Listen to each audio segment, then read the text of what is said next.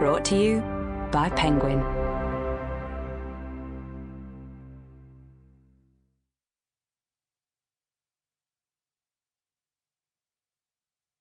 There are places in the world where rules are less important than kindness. By Carlo Rovelli. Translated by Erica Segre and Simon Carnell. And read by Roy Mcmillan.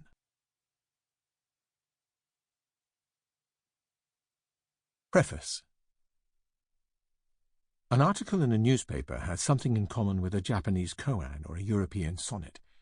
Limited in size and form, it can transmit little more than one piece of information, a single argument, one reflection, a single emotion. And yet it can speak about everything and anything. The pieces collected here, which were published in various newspapers over the last decade, speak of poets, scientists, and philosophers who have influenced me in some way, of travels, of my generation, of atheism, of black holes, telescopes, psychedelic experience, intellectual surprises, and much else. They are like brief diary entries recording the intellectual adventures of a physicist who is interested in many things and who is searching for new ideas, for a wide but coherent perspective. The title has been borrowed from a phrase used in one of the articles, a phrase that perhaps conveys something of the spirit shared by these articles. Then again, perhaps it just reveals the spirit of the kind of world that I would like to live in. Marseille, 2020. Aristotle the Scientist. Do objects of different weight fall at the same speed?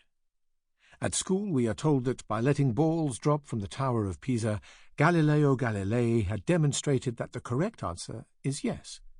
For the preceding 2 millennia, on the other hand, everyone had been blinded to the fact by the dogma of Aristotle, according to which the heavier the object, the faster it falls. Curiously, according to this story, it seems never to have occurred to anyone to test whether this was actually true or not before Francis Bacon and his contemporaries began observing nature and freed themselves from the straitjacket of Aristotelian dogmatism.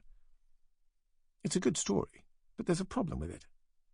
Try dropping a glass marble and a paper cup from a balcony. Contrary to what this beautiful story says, it is not at all true that they hit the ground at the same time. The heavier marble falls much faster, just as Aristotle says. No doubt at this point someone will object that this happens because of air, the medium through which the things fall. True, but Aristotle did not write that things would fall at different speeds if we took out all the air. He wrote that things fall at different speeds in our world where there is air. He was not wrong. He observed nature attentively. Better than generations of teachers and students who are prone to take things on trust without testing them for themselves. Aristotle's physics has had a lot of bad press. It has come to be thought of as built upon a priori assumptions, disengaged from observation, patently wrong-headed. This is substantially unjust. Aristotle's physics remained a reference point for Mediterranean civilization for so long, not because it was dogmatic, but because it actually works. It provides a good description of reality and a conceptual framework so effective that no one was able to better it for 2,000 years.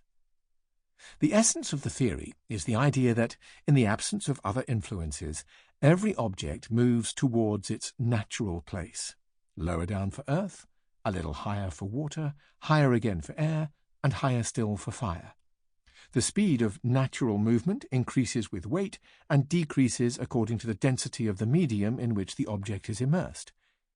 It's a simple, comprehensive theory that provides an elegant account of a great variety of phenomena, why smoke rises, for instance, and why a piece of wood drops down in air but floats upwards in water. As a theory, it is obviously not perfect, but then we should remember that nothing in modern science is perfect either. The bad reputation that has become attached to Aristotle's physics is partly the fault of Galileo, who in his writings launches a scathing, all-out attack upon Aristotelian theory, portraying its adherents as fools. He did so for rhetorical reasons. But the bad reputation of Aristotle's physics is also due to the silly gulf that has opened up between scientific culture and humanist philosophical discourse. Those who study Aristotle generally know little about physics. Sample complete. Ready to continue?